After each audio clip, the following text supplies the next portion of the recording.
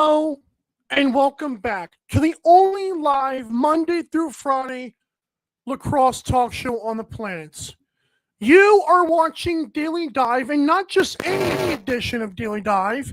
You're watching the Season 3 finale. And I'm going to be honest, folks, the worst part about today's show is you'll notice the glitching on my camera, which literally just started today. Like, you cannot make this stuff up. My camera has had a night off of Season 3. Thankfully, and kind of bittersweet here, we have two. I don't know. So it's going to be a little bit distracting at times. Might give some, old, 1990s kind of vibes. It's not. It's just, no. So this is going to be happening the entire show. It's never going to clean up, but who cares, right? So we are very excited for this show today.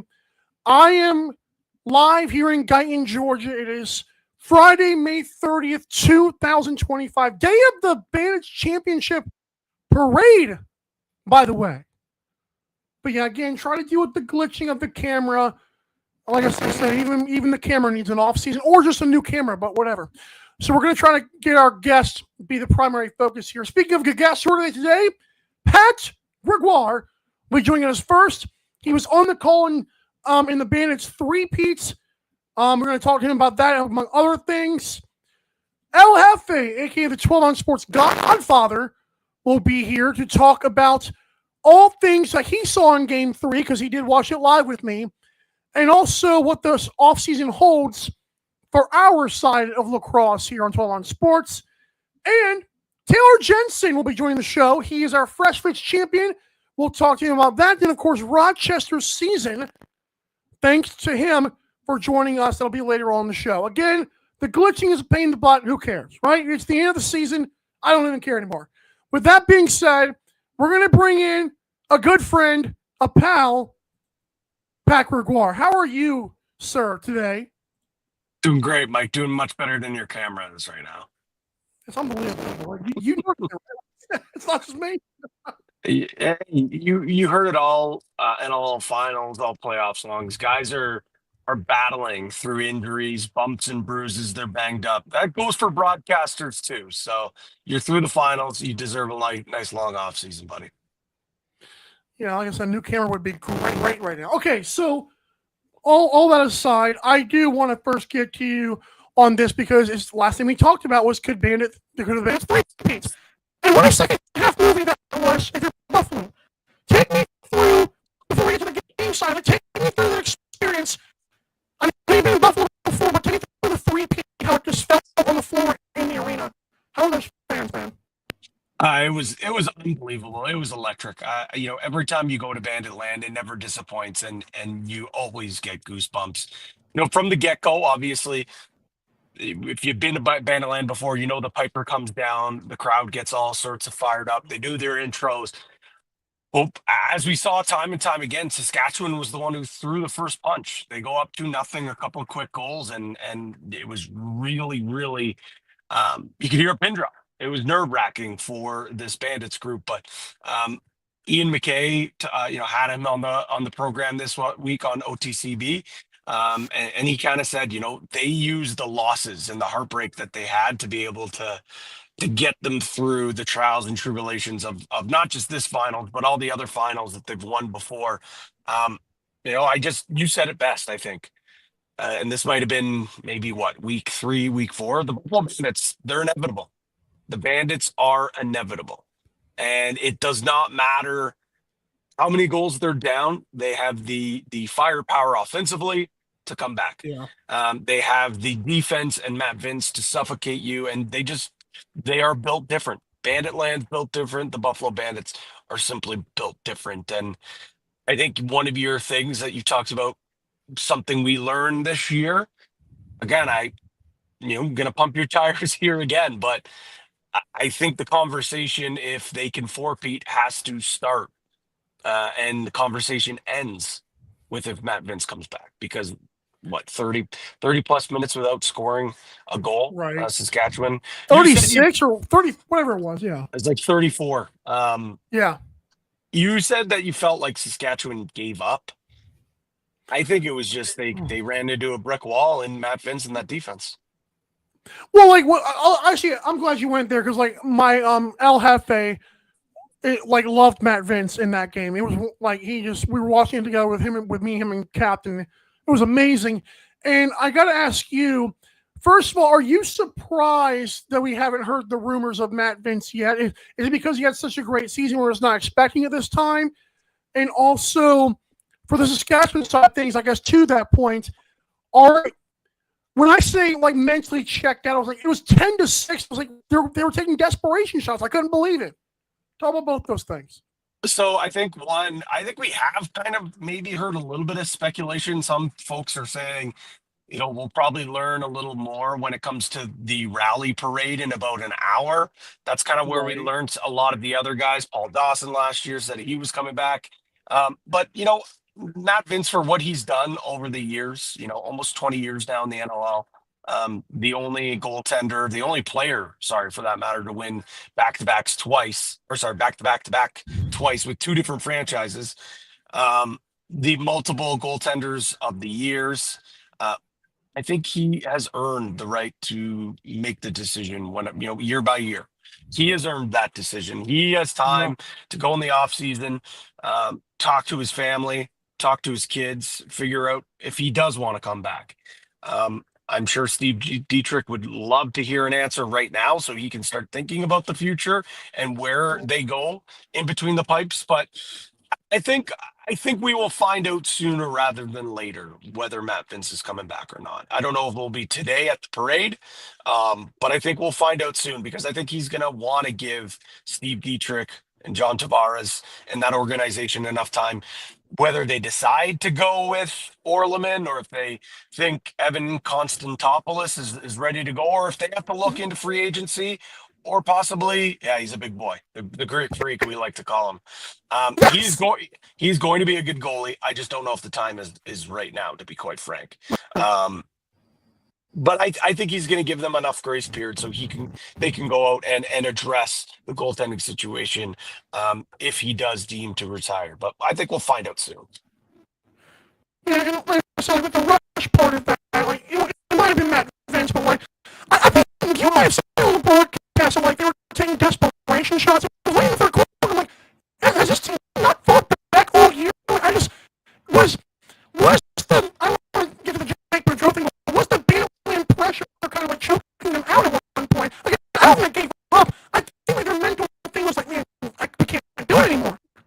I don't know if it was mentally checked out, more of complete utter frustration and the fact that they didn't have anything except for those desperation shots because they couldn't penetrate the inside of the floor. They couldn't get the soft areas of the floor that we saw them do in game 1 and in game 2.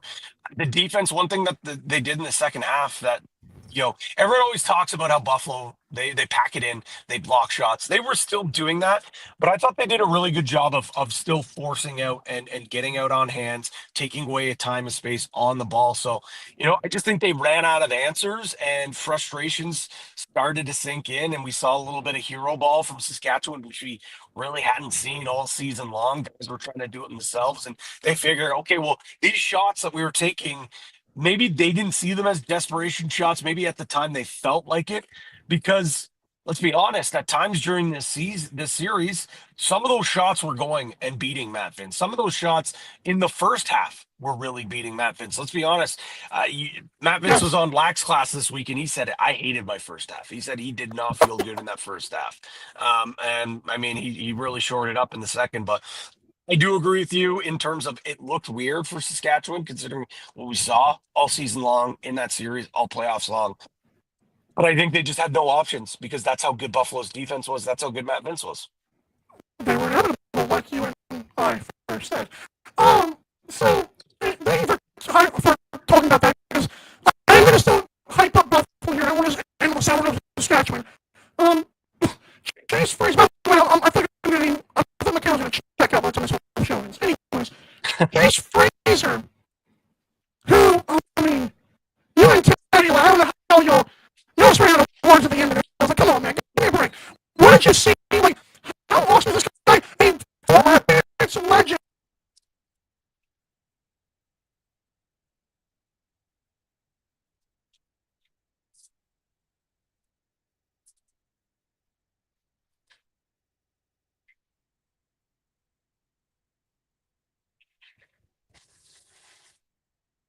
Of course, my mic did it. Go ahead.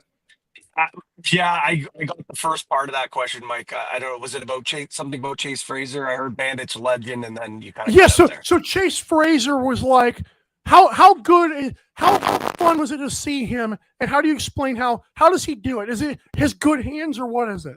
It's to be quite honest, it's a few things. One, yes, of course, he's got to have good hands. He's got to be able to do it. Two, he's got to have the stones to pull that off. This is not a regular season game in Rochester in February. This is a championship game, and he's going out there and do it.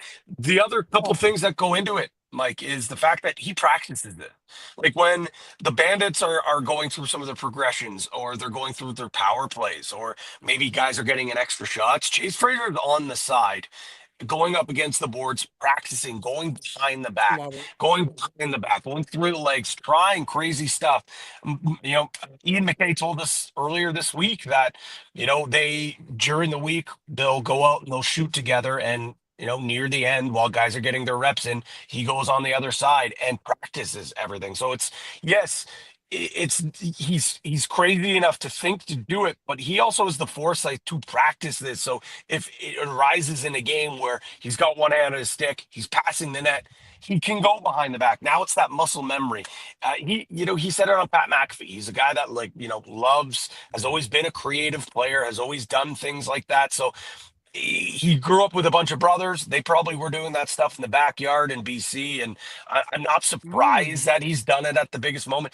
I mean, let's not forget, this is the guy that was voted as the biggest what in the league. He's a villain. He's hated by everyone outside of Buffalo, but in Buffalo, the guy's a hero. The guy loves it. He when he's on the road, he wants to piss off the away team's crowd. When he's at home, he wants to bring them to their feet. He is a character that the NLL, I think, have realized they need to grasp onto, and the league needs these guys, whether they're villains or heroes. You need those characters. Clearly, it worked. It caught the attention of Pat McAfee, and he says, "You're the reason why I've discovered box lacrosse, and you're the reason why I'm going to continue to watch it." Yeah, Pat McAfee, just the quotes that he said, boy, I was like, really? Thank you so much. Talking about a rocket ship, I think you were the first one to post on your story.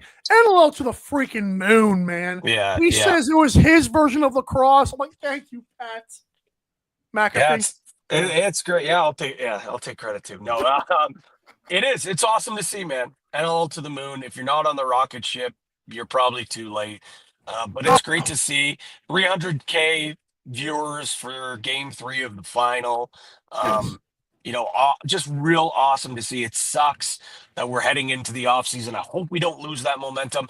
I hope we don't lose the momentum with CBA discussions from, rumblings that I've heard throughout this weekend. There's a lot of folks that kind of feel a little more optimistic maybe than we were feeling a few months earlier, which is great to hear. I think players, I think teams, I think owners, I think the league will realize this great momentum that they have, and it would be a disservice to not get something done. And maybe it's a shorter term CBA. Maybe it's they meet somewhere in the middle. Negotiations, doesn't matter if it's business or what it is. It's never easy, but these are the difficult conversations they need to have. I imagine they're going to have these more soon. And let's hope we get something done, because next year we're going to be talking about Pat McAfee having a segment every so often about lacrosse, and it's not just going to be the PLL and whatnot and NCAA. It's going to be about the NLL, and it's going to be great. I know Scott Loeffler has had an open invite for Pat McAfee to come, but I really have a feeling that we're going to see Pat McAfee in Banditland next year. I have no insight to that. That's just, I've got a feeling. I've got a feeling we're going to see him there.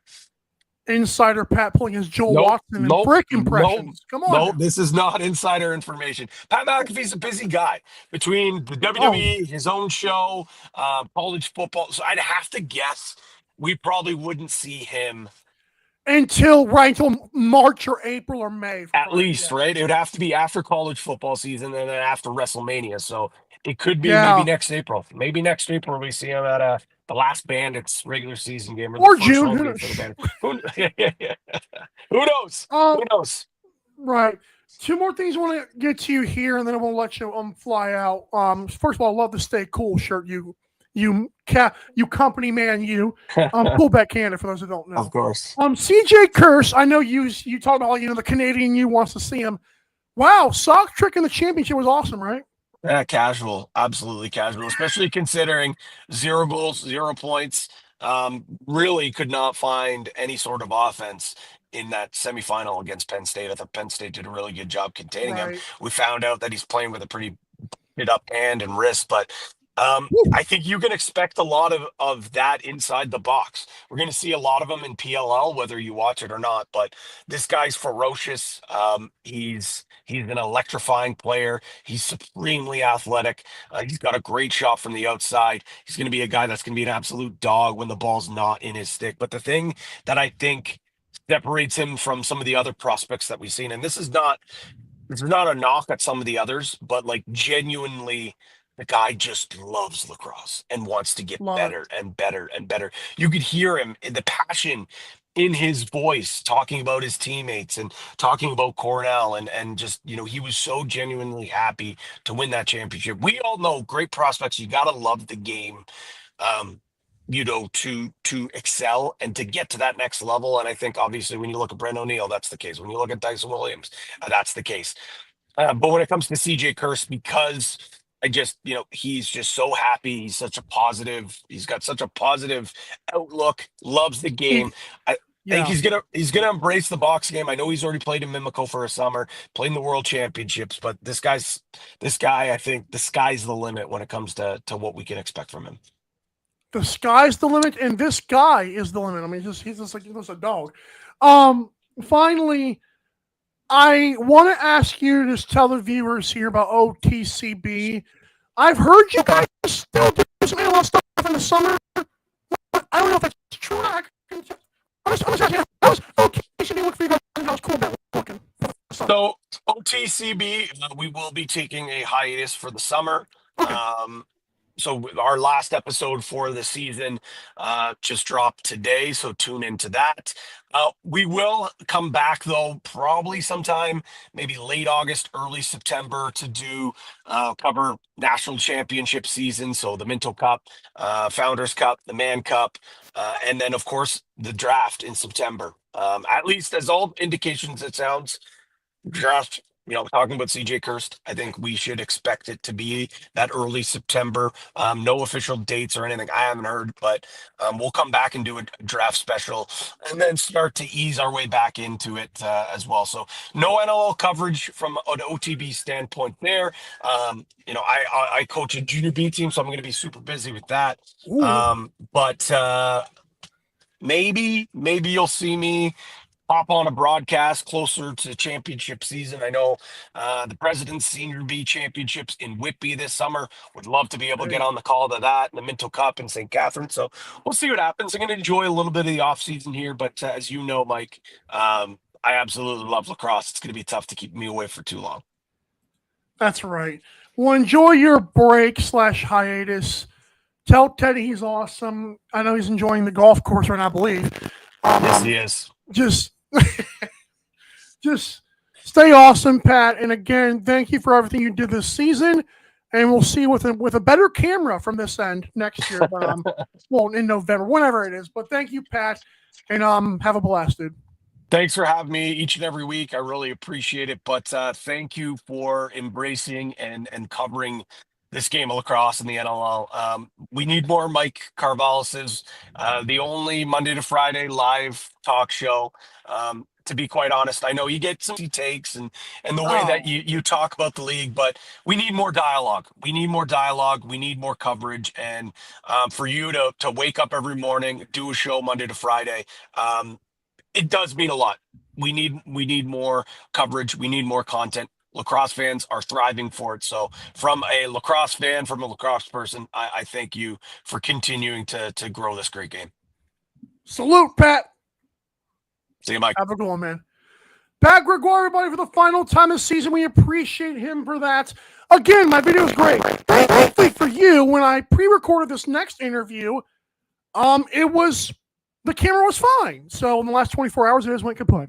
But when I come back, I'm going to air an interview with myself and a man that goes by El Jefe, the 12 Sports Godfather. When we come back to Daily Dive, we'll talk about 12 Sports plans for this summer, and of course, Bandits Game 3 as well. And stay tuned for Taylor Jensen, who will be live with my crappy camera. We'll be right back to Daily Dive. Don't go anywhere. I know you won't. Don't go anywhere. Daily Dive will be right back.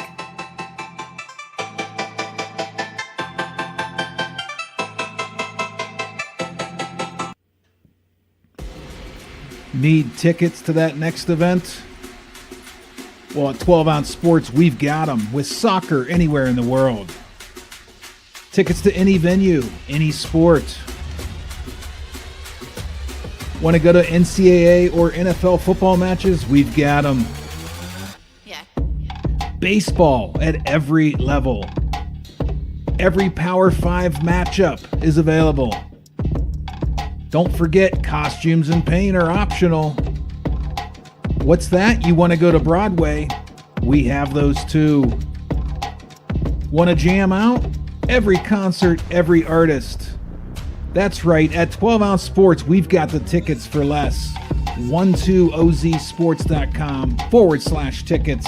That's 12ouncesports.com/tickets. Welcome to MyBookie. You're ready to create an account and start making money. And we're here to help. And remember, you can get a bonus of up to $1,000 on your first deposit. Now you're ready to bet. Just go to mybookie.ag, visit the sportsbook, click on your bet, and input the amount you want to risk or win in the bet slip. Yes, it's that easy. Just remember, at MyBookie, you play, you win, you get paid. America, get back on track with Dust Pods Performance Stabilizer. When applied to roadways, it kills dust and strengthens the integrity of the road. Easily applied by mixing with water. Dust Pods is the future in polymer stabilization. Call 1-833-DUST-PODS or visit dustpods.com today.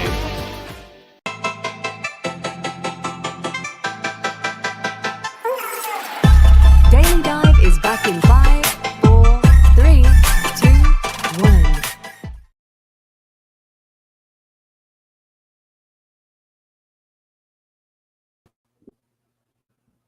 Hello and welcome back to Daily Dive.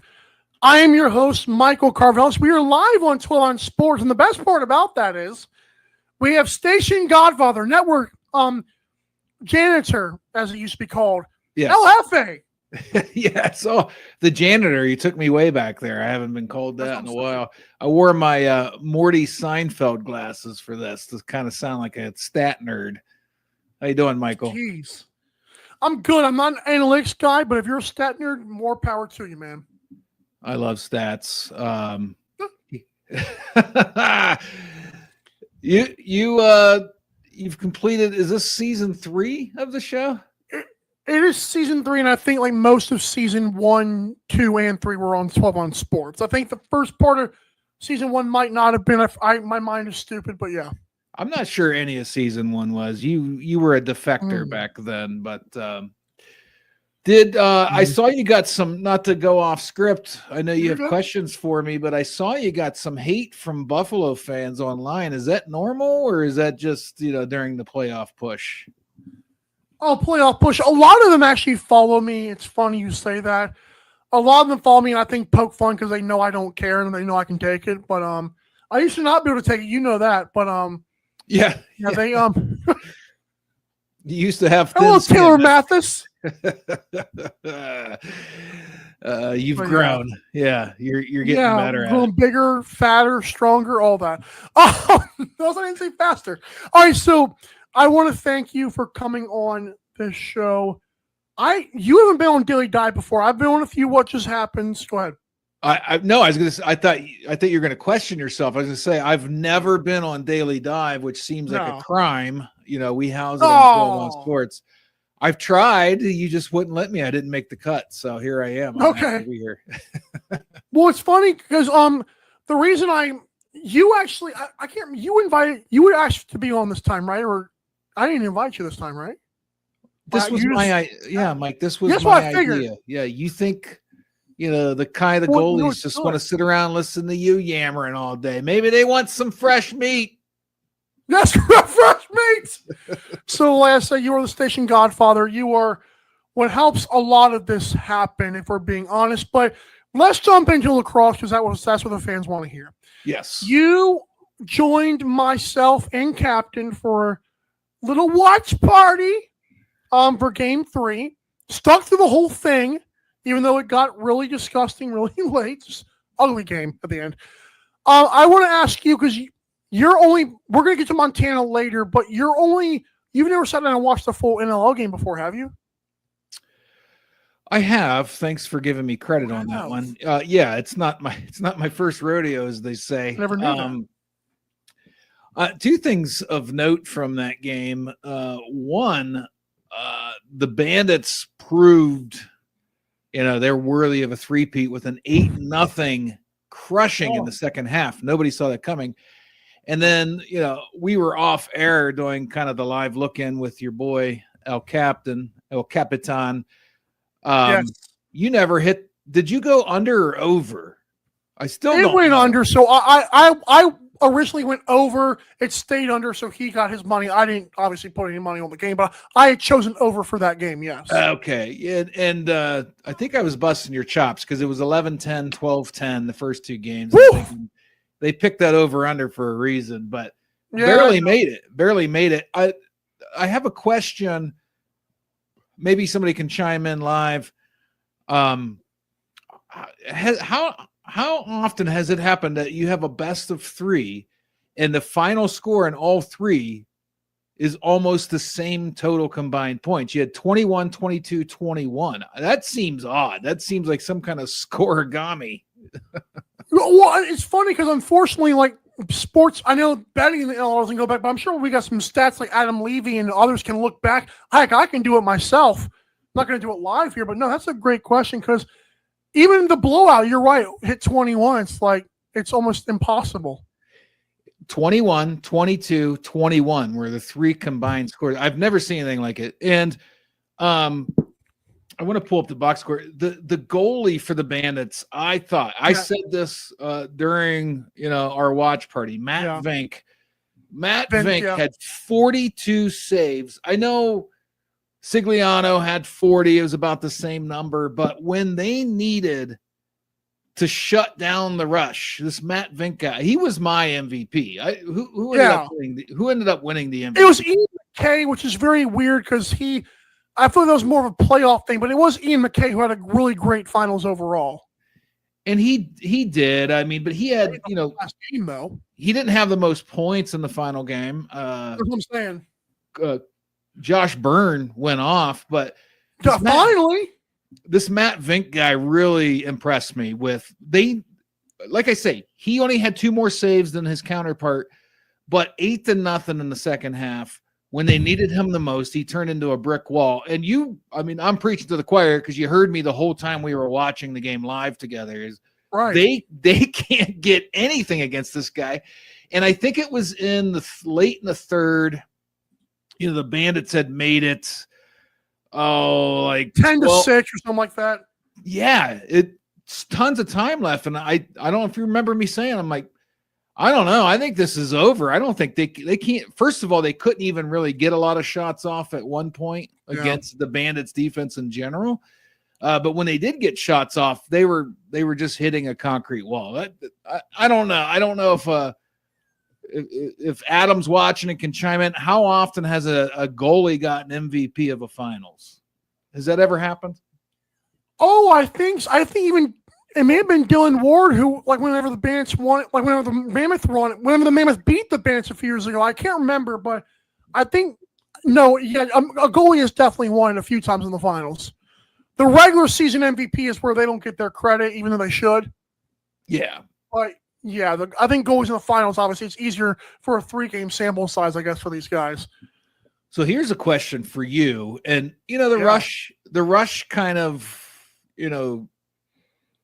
kept up with the Bandits all season, but Are we talking 4-peat now? I mean, I know they have competition. I know they went to the brink with the Rush. I kind of wish it was a best of 5, to be honest with you, but I know it's a growing league. I've been seeing that. But do you think they're the early odds-on favorite for next year too? If Matt Vince comes back, I can't explain to people how, to the average box lacrosse fan, I cannot explain to them how much that guy means.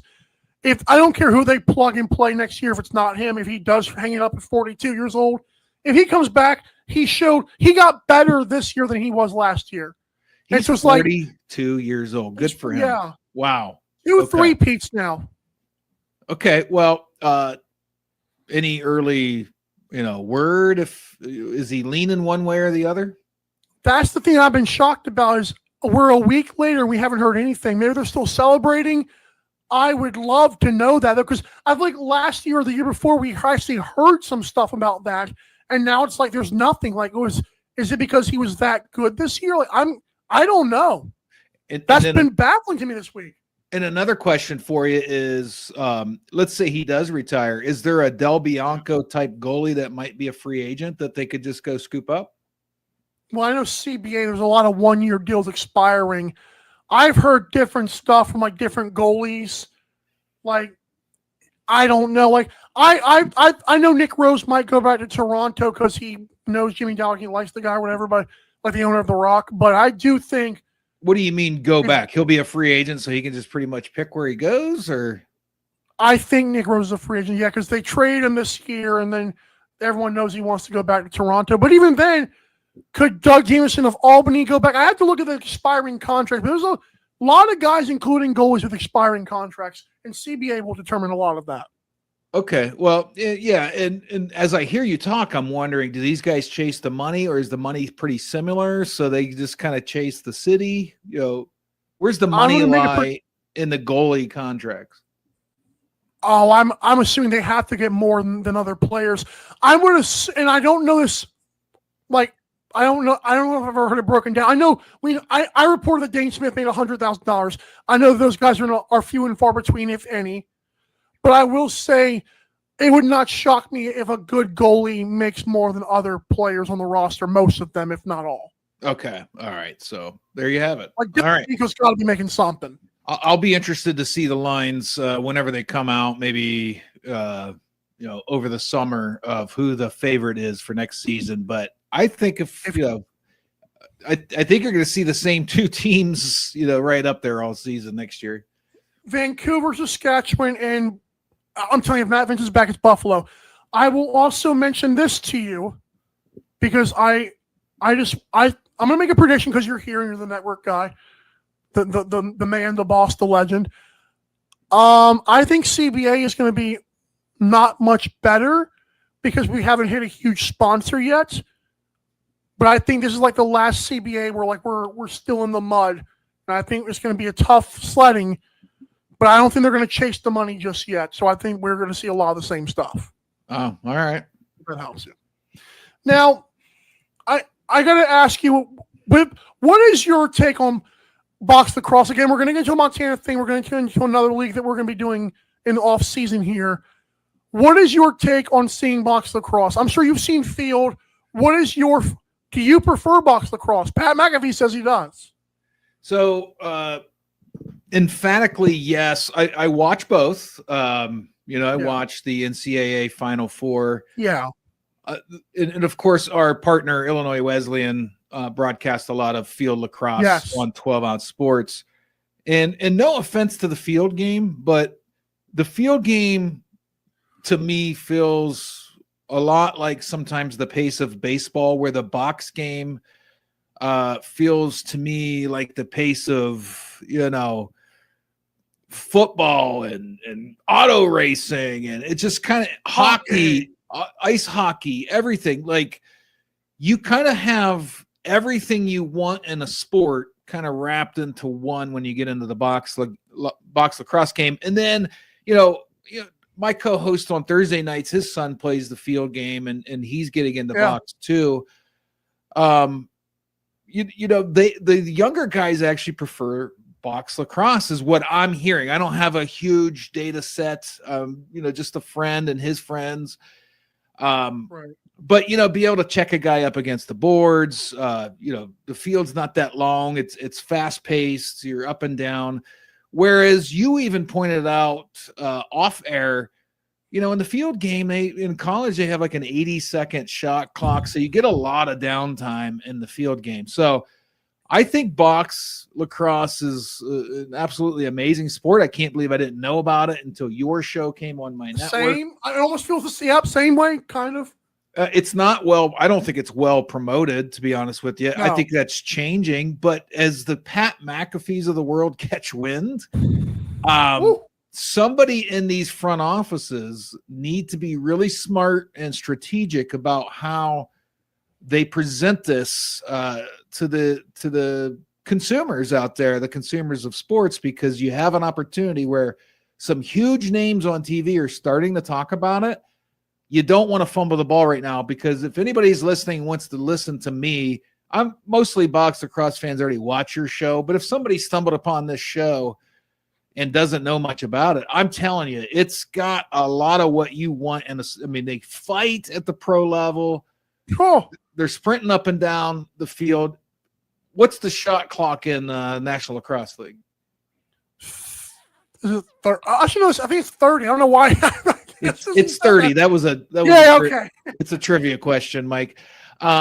So you're at least getting a shot attempt every 30 seconds. And again, you got the physicalness of it, the characters of it, the Del Biancos that go online and, go on their YouTube and want to challenge Mike to play goalie for a day. They got fun characters. It kind of reminds me a little bit of hockey. So, I don't know what the original question was. I love box lacrosse though. I love it. That was what I was going for. It's just like, it's so amazing. And we can talk about it all day. Obviously, a lot of viewers of the show might obviously not be new, but if they are, like you said, it's don't fumble it. That's all I'll say. Like you said, don't fumble the bag. So let's get to this now. Let's get to our other topics here. Montana last year, me and you did it. My first ever lacrosse play-by-play. I've done semi-pro football. You've done semi-pro football. Doesn't compare. This was an interesting thing. Field was smaller. Tell me what you liked about Montana Lacrosse League, first of all, and then we'll get into the broadcast side of it. Well, I'm prejudiced. The fact that they chose 12-ounce sports as their broadcasting partner. The Montana Lacrosse League and the Battle of the Border, you and I and my lifelong friend Jason flew out to Montana. Yeah. We didn't know what to expect. We were exhausted by the end of it. Yes. I think they played 10 games in one day. I think it's a special event. I am so happy that we get to do it again this year. It's such a special event, and I think it was such a hit year one that they've doubled the Montana Lacrosse League teams. I believe they announced that publicly. The Battle of the Border, you see some of the, just the highest talent of young people. Was the goalie that we kept saying should be the MVP? Lane Pontier. But he was wasn't he 15 years old or something like that? Yeah, junior or something like that in high school. I was like, what the heck? So you're seeing, you might see future stars. I didn't know who he was. I didn't know who I didn't know who Jake Naso was, this guy that was a star in college. And I'm watching him last weekend on ESPN in the championship of the National Lacrosse League. So you never know who you're going to stumble across when you're watching the Montana Lacrosse League. So I think it's a special event. If, anybody's watching this show or, on live or on replay, I'm just telling you, catch it. It's late September, early October. I think we do a good job at it. We're not a $1 billion sports network, but I think we put a lot of love and care into it last year, learned a lot, and I think it's going to be that much better this year. Catch it on 12-Ounce Sports YouTube. You can also look at it's all free. We don't put a paywall, even on YouTube. We're trying to make our own love here happen. Yes. You mentioned we put a lot of care into it. And I think that sums up our broadcast, because I feel like sometimes people just go for a paycheck, and I get it. But if you can tell, listen, Godfather, we did a great job, man. And I want to ask you, besides slapping my own butt and slapping your own butt and Falcon, what went into that besides just the care? Just try to sum it up in a few paragraphs here. So if the people don't know, to get out there, out of my own pocket, it's not a complaint. It's just the truth. I bought plane ticket. I bought plane tickets for Mike and Jason and myself. I don't think Mike's ever been on a plane before that. No. I had to pay a pretty penny for FedEx to take the cameras out there for me. Thank you to Ryan Hanavan. Ryan Hanavan, the owner, of the Montana Lacrosse League, took good care of my high dollar equipment. He was so good. We get into Montana. Missoula's a beautiful place, mountains surrounding us. Yep. What was the original question, Mike? Just what goes the broadcast? Like, what goes into it? What goes? Yeah. So, I think we spent that first day, probably we landed at like 12:30 local time in Missoula, checked in, maybe grabbed a bite to eat, I think at some pizza place. And then I think we were at the arena for the next few hours, taking drone footage, just walking every inch of the arena. I remember just that first day, some of it was flight fatigue, but right. I slept like a baby that night, even though I had all this anticipation for day one. I'm climbing up on ladders where I had like no room to squeeze in. You're taking notes. The old Falcons outside, getting drone footage of the mountains and breaking his drone. I'm telling you, I'm getting a drone too. So we're going to have 2 drones there. We might just get city. Right. We're going to get all kinds of footage for this season. Wow. While one of us is maybe doing the arena, and we got to pick a better intro song for this season because we picked one that was, YouTube tagged it. So now when you watch the replay from last year, you don't get to hear the music, but we might go downtown and get drone footage. It's going to be that much better. I'm probably going to buy a second, Canon camera that's going to be high tech. It's going to be awesome. That's all I'm going to say. Yeah, I encourage people to watch it. If you're in Montana, I know you might catch wind of this interview. It's amazing. We thank you for everyone there is super cool too. It feels like a small town, even though it's a college town. It's really nice out there. And if you're in Montana during the event, come see us. We'll buy you a beer. Mike will buy you. Mike will buy you a soda. I'll buy you a beer. Okay, this guy. We're very excited for that. Now we have. I don't know if this is breaking news. I mean, we've talked about Box Lacrosse League before, but tell us about what we have planned for the summertime before Montana Lacrosse League. So last year, one of the few things that came out of the Montana Lacrosse League, and again, thank you for Ryan Hanavan and Cody Jensen for allowing us to be a partner. Not only did we get monetized on YouTube, which allows us to show the games for free, we had an inquiry from the Box Lacrosse League, which is a strategic partner of the National Lacrosse League. Love it. And the Rocky Mountain Raptors have signed us up as their broadcasting partner for the 2025 season. So we have 7 home games that we're going to do remote broadcasting. If that makes you say, oh, remote broadcast. Look, we're not $1 billion sports network, okay? So we don't fly everywhere we film. They're going to film for us. We're going to do everything else, the bells and whistles.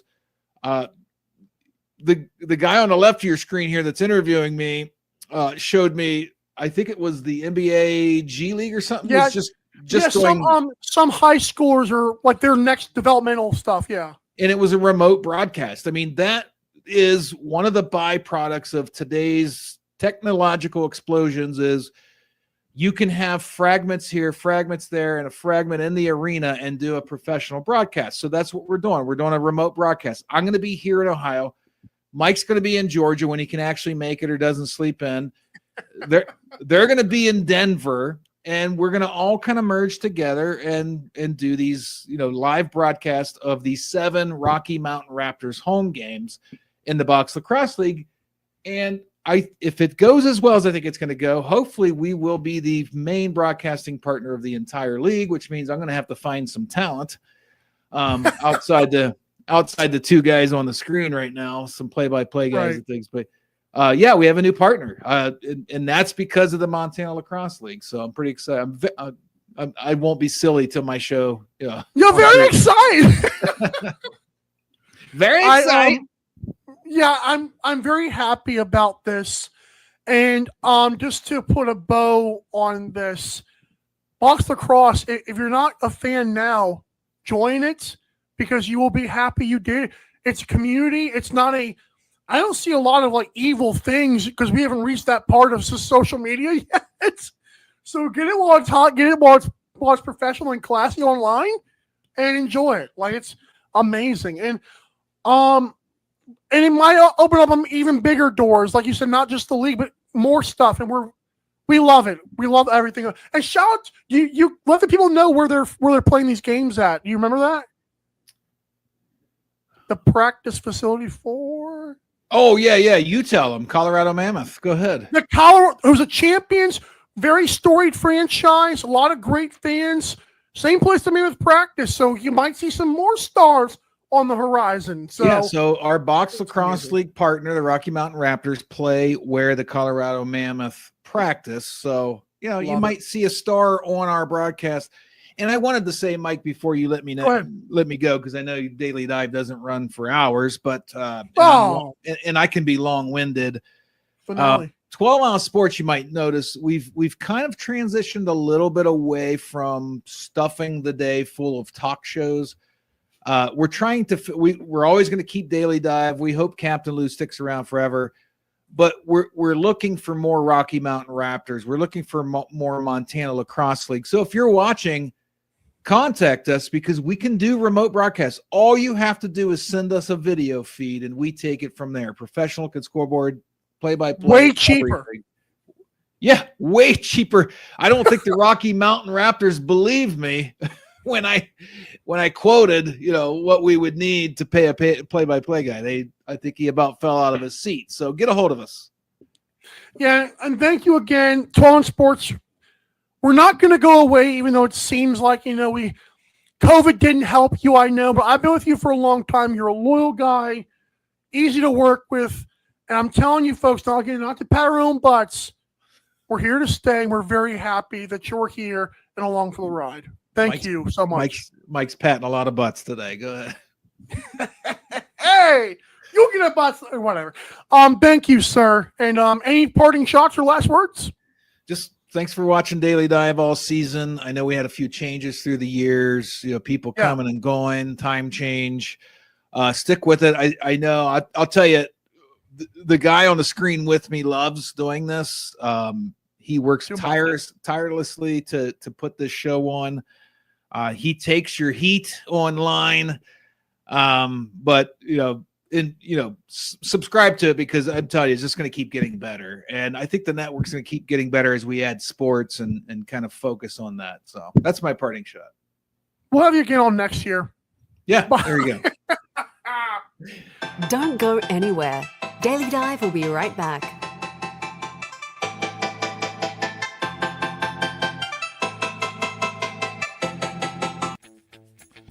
You need tickets to that next event? We've got them. That's right, tickets.12ozsports.com. Get you to any sporting event, concert, theater event that you can think of. And the promo code 12OZ or ROME get you an additional discount. Don't feed the massive ticket corporate machine. Go to tickets.12ozsports.com and enjoy the show.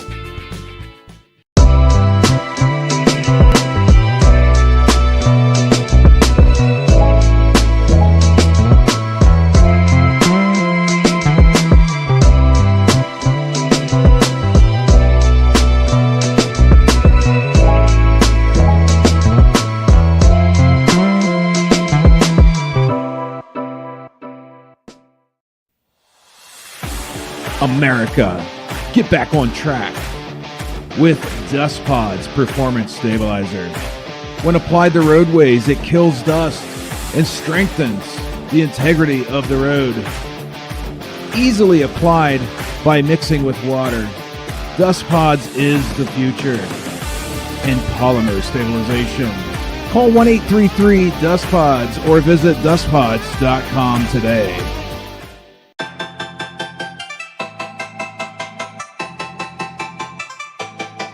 Daily Dive is back in 5, 4, 3, 2, 1. Hello, Taylor Jensen. First of all, welcome back. Second of all, and I'm going to tell you what I told Pat Gregoire. My camera decided today to start taking a crap on everything. So if you see me glitching, it's me, not you. All right.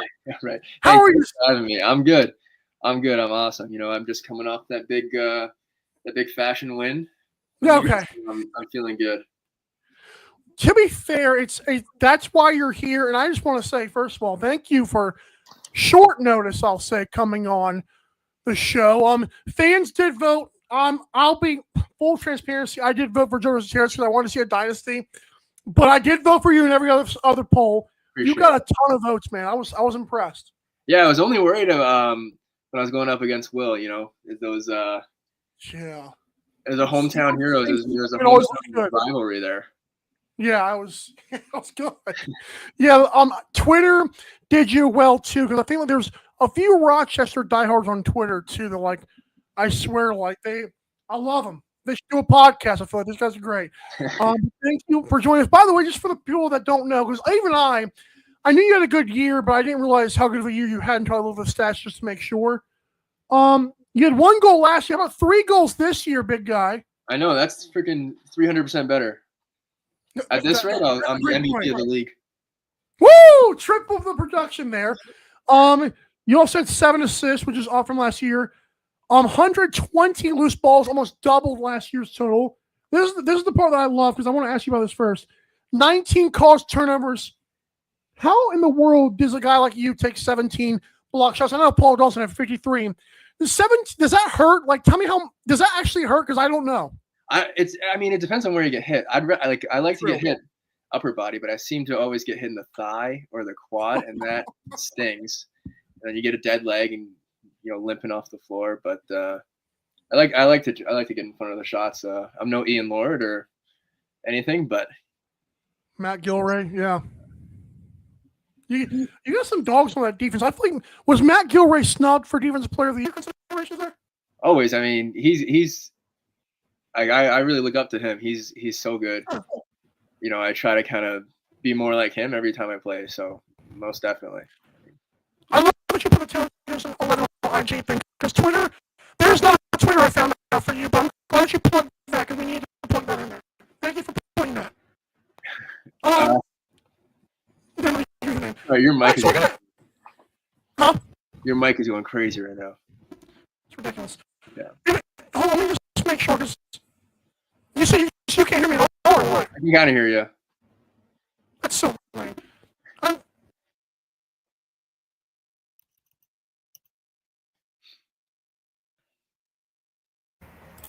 This show is great. Can you hear me now? Right. Is that better? Yeah, that's good. That's so weird. I'll just keep on talking into the webcam, because this is why you're going. That's annoying. So, Knighthawks went on a huge run, and I got to ask you how that 6 or 7 game stretch felt towards the end of the season. How did you guys pull that off, man? Oh, it was good. I feel like the offense just started clicking. Those first few games, you could kind of feel that something was there, right. And then I don't know, they might have did something. I don't really know what goes on up there, but they did something and they started scoring goals and they were unstoppable. Like T-Mac, Fieldsy, Lanchbury, Smith, all these guys are so good. Hogg, Turner, Snyder, they're all so good at their jobs. And I think they just kind of started to focus on the little things, and they started just scoring so many goals. And we were just outscoring teams. It really didn't matter how much they scored on us. Fielder right. just put up, how many goals. But that last run was fun, right? That's probably the biggest run I've had in my 2 years. So felt good. Yeah. helped the playoff push too. Before we get to that playoff push that you guys had, Connor Fields won the MVP. I feel like that was a couple years in the making now. Yeah. How cool is it being in the same locker room with him? I know that he may not be the first guy to say, I want the MVP, but how did that feel for this as a collective group? You know, it's weird because it's not like Fieldsy comes in and he's up on this pedestal. You know, he's a normal guy and he comes in and he talks and he just kind of mucks around with everybody. And it's not like he's, you know, like acts better than everybody else. So it didn't really feel like, I don't know, like it didn't really feel like he was like that much better than everybody. Obviously he deserves it, but he doesn't act like right, like he deserves it, you know. No, he's a humble. I had him on the show once or twice. I should know how many times I had him on the show, but each time it was just like thanking me. I'm like, thanking me for what? Because you're awesome. It's incredible the way he acts. I love it. Yeah. So getting to the playoffs, you look pumped up. I know that, and I pay attention to you obviously because you're a friend of the show. But how was that playoff atmosphere like? And then talk about the outcome of the game. Obviously losing to, I believe, Vancouver. Yeah, it's unfortunate, right? Because I think we could win that game, and you know we got to the first round of playoffs last year. And at the end of the day, it's lacrosse, right? It's whoever shows up on that day. You know, I really don't think that like you have these guys at the top league and guys at the bottom, but you know it's a talent sport. It's a hard work sport, and whoever shows up on that day can take it all. So, you know, it's unfortunate that you don't get that win and we can't move on and keep trying. But I guess at the end of the day, it's just how the cookie crumbles, right? I guess you got to figure out your mindset. And I think that's the biggest thing for me is trying to get in the right mindset to have fun and be loose while also still be serious at the same time. Because you know me, I like to have fun with lacrosse and smile when I'm out there. Yeah. So that's kind of what I try to do is try to get in like loose but serious, you know, like excited. Yeah, cool. Perfect balance. I'm sure a lot of athletes have that, like, you know, because you grow up playing. If you end up playing a professional sport, the one that you grew up loving as a kid, there's got to be some fun in there too. You can't just be like locked in. You got to have, or else you're not going to do well. I feel like exhausting. I'm not an athlete though. Yeah. But you don't come here and say this has to be serious. You come in and have fun with it, right? So got to. The best shows are fun. I feel like a lot of times. Yeah. So before we get to like some more lighthearted things here, I've been on the show. I'm sure you've heard it before, where I say I don't know if Rochester can take the next step right now.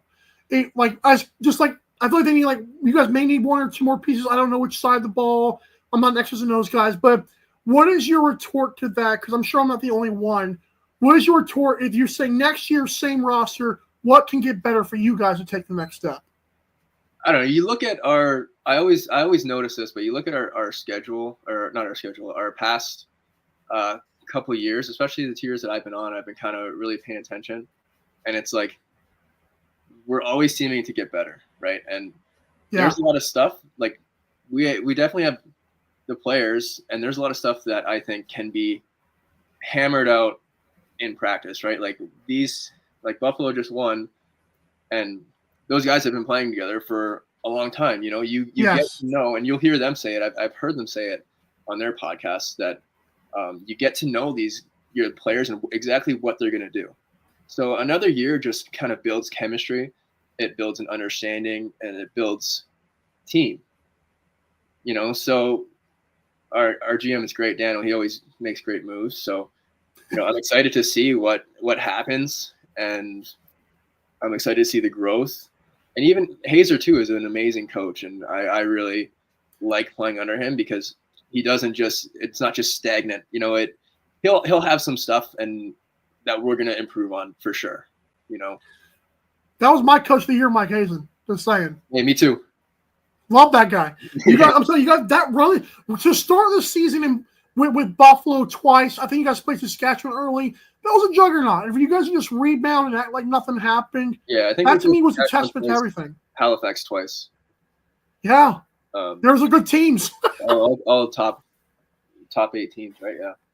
Yeah. So now let's get to this. I'm not asking you to comment on these rumors and just don't worry about if they're true or not. I'm asking you because I've talked about like Rochester, in the last couple of years has been in the talks of relocation.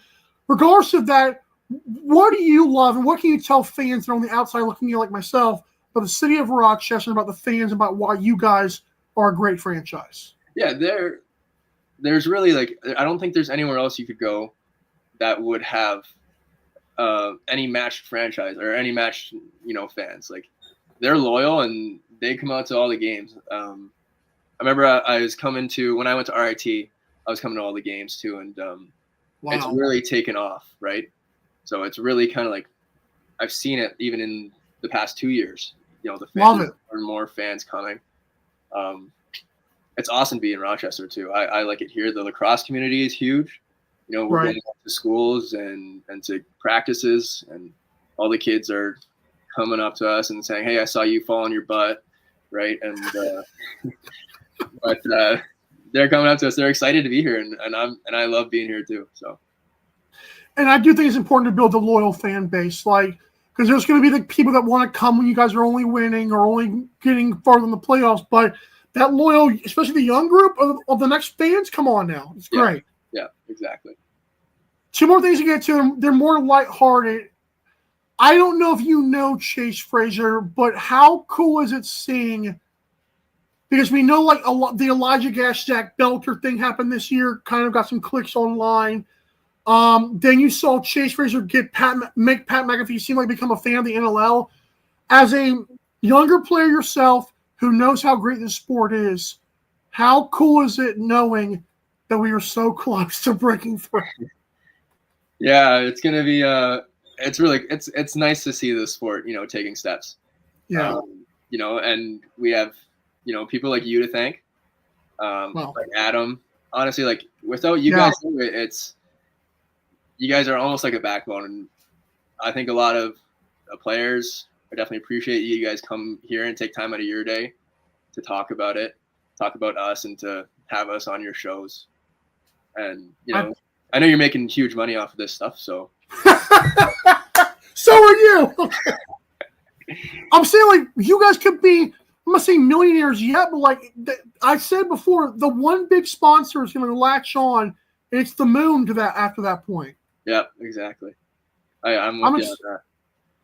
And one more thing before I let you go. First of all, again, thank you for being supportive of the Fresh Fits. I know during the season, you dress up, and sometimes the team posts you guys, sometimes they don't.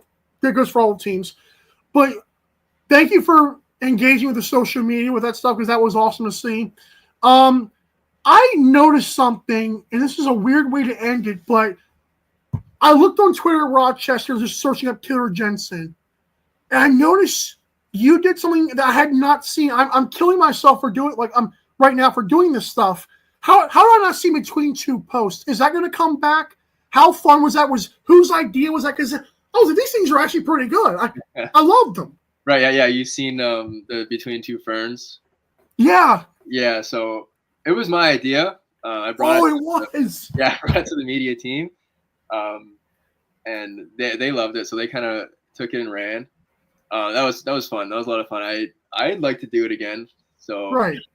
I got low budget too. For being honest, it's not hard to do. No, exactly. It was. I just kind of got up there. But some people were hard. The dude. Well, I forgot which player it was. The defensive player around Christmas time. You gave him the present. It was your 2 trophies. Brad Gillies, yeah, because he went to too, and I was the other one. I was did you? I want to expose you. Did you write a lot of those jokes? Because I feel like that's some Taylor Jensen humor in there. I have a guideline of things I kind of want to get to and jokes that I'm probably gonna try and say, but it's pretty kind of off the riff. I'll be honest, as I'll let you go here, and again, thank you for coming on. No worries. I love to be funny in real life. I find it so hard to write a script for humor. It's So like I'm like off the cuff, I'm great. I feel like personally, but when I'm trying to like lock in, I can't do it. Like that's a tough thing to do, man, to make people laugh at that stuff. Yeah, thank you. I don't know. I just write your own dad jokes, man. Yeah, I know that just kicks in after you have a kid though. So I was going to ask you, have somebody talk to you like you were like have a new kid? I guess so. My daughter's 5 now, so she's starting school next year. Good stuff, man. Yeah, I'm a stay-at-home dad this summer. So stay-at-home dad, love it. Yeah. Again, thank you for supporting the Fresh Fits thing. We will send you a merchandise thing to do an opening probably. I want to send it soon, but part of me also wants to have you on for next season to open it like we did Joe versus Terrence. Mm-hmm. You did take the throne from the guy in the championship, from the guy who won it.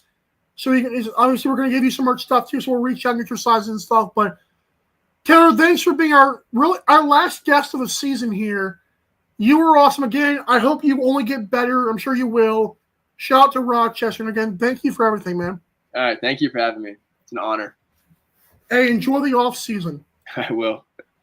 Bye. All right. Taylor Jensen, everybody. Fresh Fits champion.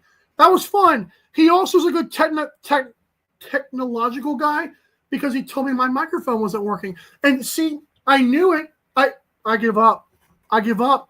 You know what? I told you guys it could not have ended any nicer than that because my microphone and my camera in the last 7 days have not been fun.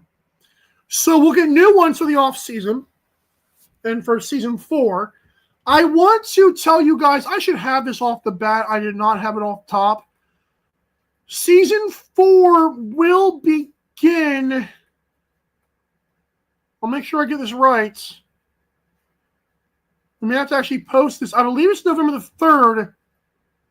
But we'll talk to you guys later on. I believe it's Monday, November the 3rd. We'll have another hype up month kind of thing. But that's it for season 3. I will be on Mike's at first. Still talking lacrosse, but not all the time. The whole show will not be lacrosse. Reminder to check out Box Lacrosse League. Reminder to check out Montana Lacrosse League when that comes back in September and October. Thanks for sticking through it this year, guys. We ended with a glitching camera and a bad microphone. But that's okay. Again, thanks to 12 on Sports. Thank you to Coach Leroy. Thank you to Captain. And even shout out to producer Joe, who started the season with us. Thank you all. Thank you, Adam Levy. Thank you, Pat Gregoire. Everyone has contributed. Teddy Jenner we had on this year. Jake Elliott a couple more times. Cooper Perkins. There's more to come. We're hoping for a title sponsor next season, so I got some work to do. Thanks to Connor Fields. Thanks to, again, everybody who has been involved with this, who has supported, who has commented like Red Kraken today, Kai the goalie. You fans make it awesome because the more you reach out, the more it's like, wow, this has got to keep going. As Pat Gregoire said, I hope the offseason doesn't kill momentum or stunt it too much, but we'll be back before you know it. Again, Mondays are Mike's at first. I will be talking other sports besides lacrosse, but don't worry. If there is NLL or PLL or college lacrosse or something cool in the summer in Canada, let me know. I'll try to talk about the best I can. Even though I don't dabble in that stuff as much, I will do my best. Thank you all for tuning in. We will see you in November for season 4. Maybe same time, 4 o'clock. That's to be determined. But until next time, again, thank you again. This has been a presentation of 12 on Sports. This has been Daily Dive. I am Michael Carville saying have a great rest of your summer. Stay safe, have fun, and enjoy the off season. Go Bandits! And again, stay tuned for a teaser after this outro. Bye. Thanks for watching Daily Dive. See you next time.